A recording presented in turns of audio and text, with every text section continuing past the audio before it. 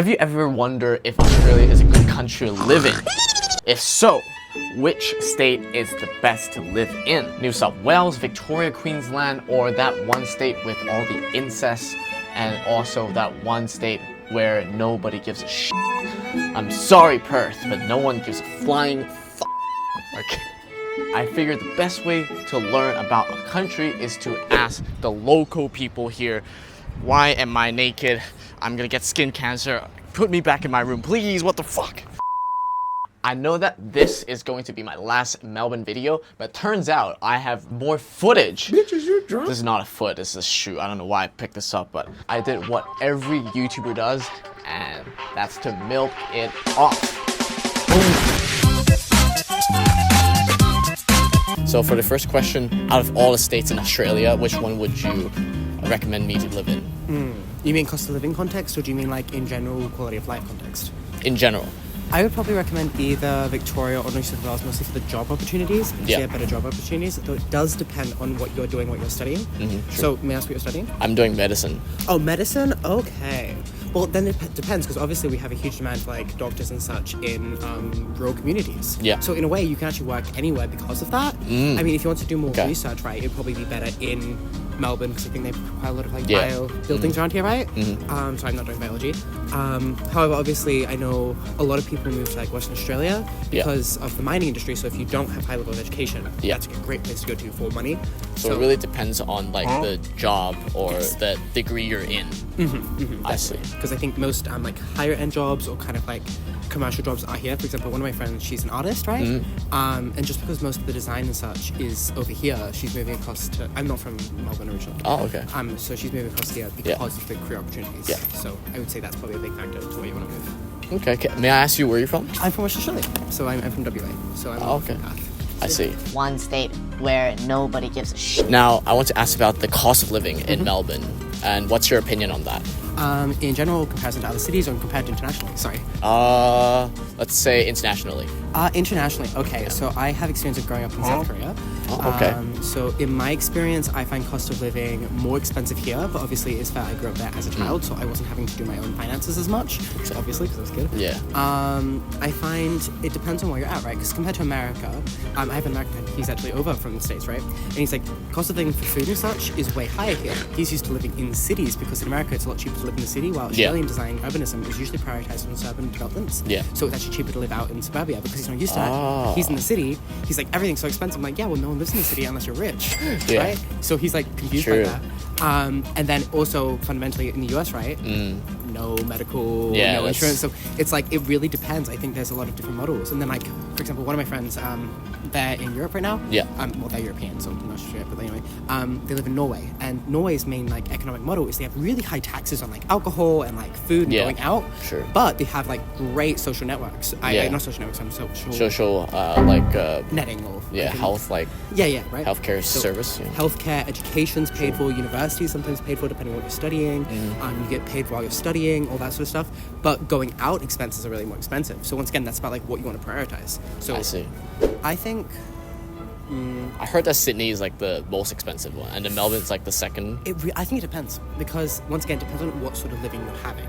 I think Melbourne has a lot, in my experience from Western Australia, right? I find eating out here is a lot cheaper, especially if Really? I do, because see, a lot of people would think that's controversial, but it depends on what you're eating, right? If you're eating in like high class places, Melbourne has a lot more high class restaurants and such.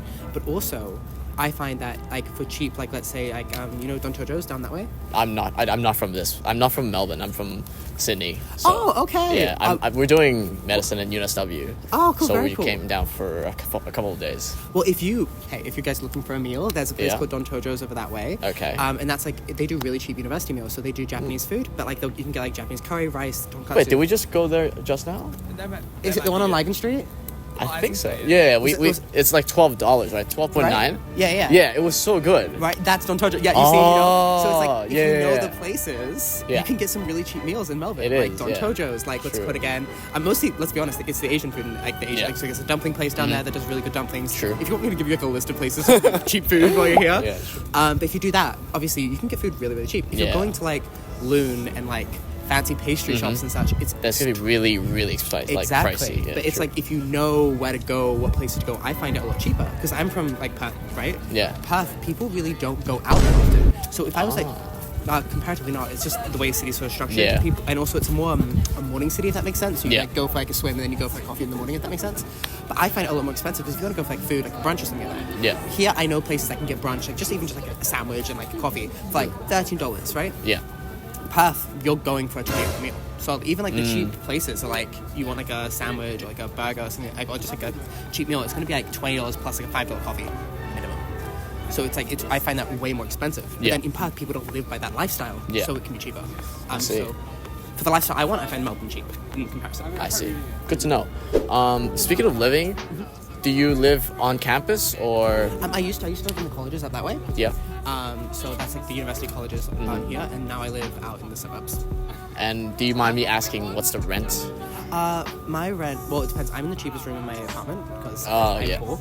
But that's good. And I'm paying, I'll give you a range, is that okay? Yeah, sure. Between 200 and 250 a week. That's really cheap, I think, yeah. I'm splitting with 3 people. Yeah. And truthfully, I'm like pretty far out, but I think they got good transport. But That's good, yeah. I think it depends, like, because you said it's really cheap. May I ask what you've kind of thought the rent is in Melbourne, if I may ask?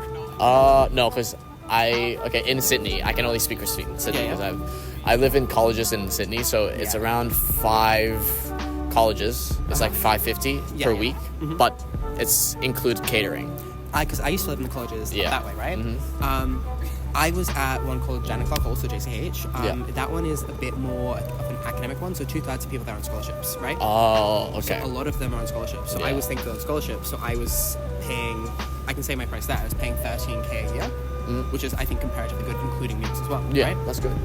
But what's good again, it was still cheaper to move out because I'm also on Centrelink, and that changes because you can't live in colleges and get the rent assistance because it's not renting, it's boarding. Oh. So it's also stuff like that where you have to account for things where it's like it's cheaper for me to move out because I can get rent assistance, but I couldn't get that in the colleges, even though I was on a really high scholarship for the colleges, but it's just I wasn't getting that money, so I couldn't afford to live there anymore.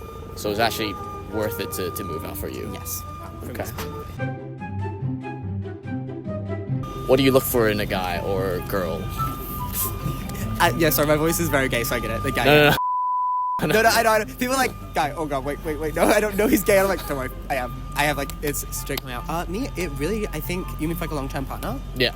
I mean, I guess it's mostly about connection, right? Because like, there's variable true. things, but I think the most important thing is like how you communicate with a partner, you know, how you get along together. And I think being friends first and foremost is kind of like very important for me if I was to date someone.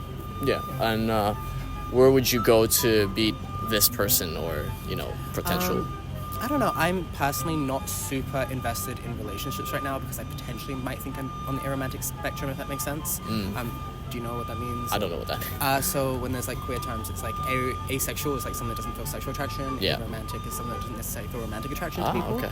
I'm not certain on that. That's just kind of something where I'm like exploring. You're still presently. exploring, yeah. Also, university student, so I'm kind of like, do I have time to invest in that, or can That's I just true. kind of, you know, as That's a a lot medicine of time, student, yeah. I'm sure you understand where it's like, do I really want to invest? Like, not that if I got into a relationship, that's kind of like more if in stance, but I'm not personally pursuing that right now because I'm just like, oh, don't have time. Also, don't really know him. Anyway, Sure. For me, I think I'd probably, like I said, because I think being friends and such is first priority, if that makes sense. I would want to look in areas of my personal interests, so like clubs, activities, stuff like that, rather than perhaps going through like the dating sphere, as any queer person might tell you, or specifically like a guy that dates guys. Other like gay dating apps are kind of not really for romantic relationships. Yeah, also. that's for like just casual Hookups, right? So it's not really as viable for queer people. I see. I think that's all the questions I have. Thank you so much for your time. Have a nice day. Yeah, you too. See you. Thank you guys for watching that video. I just would like to say the guy in the video is amazing. He has been very patient with my questions and everything. With my terrible interviewing skills, he's still managed to, you know, deal with my questions and my, you know, like dumb fucking response. I kept saying I see, which is really dumb. But anyway, I just want to say thank you to that guy. This video have took me quite some time for me to edit because I didn't find the motivation to edit or make any videos, in fact. for the past like 4 months, right? Since I started school in my 3rd year, I just did not feel like making any videos. And I started with the intro at the start of the year, and I thought it was really good. But then I told myself I cannot be editing anymore. So I took a rest from video making and also all those bullshit.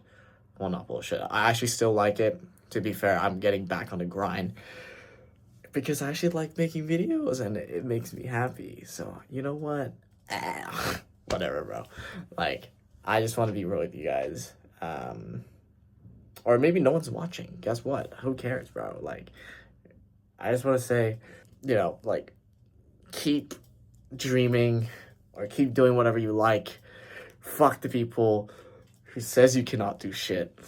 Fuck you and your friends. That's literally the thing that I've learned this past, like, year. And so, like, I've been dealing with my own shit. Guess what? Nobody gives a shit about what you think or what you do. Like, if you want to do something, fucking do it. Like, no one cares. I don't know why I want to say this stuff on camera, but I think it's really important for me to say it out loud because it has always been in my brain and writing it just doesn't feel right. So guess what? I'm just gonna be fucking, you know, saying out loud. And for all of you guys who are still watching and want to get inspired, do whatever you want to do and take action. Like, seriously, just doesn't matter what you want to do, just fucking do it, you know? Completely out of this video's context, but yeah, I'll keep grinding. This video is not that good, but hey, who cares? At least I'm uploading, right? So, I'll see you guys later. Bye-bye.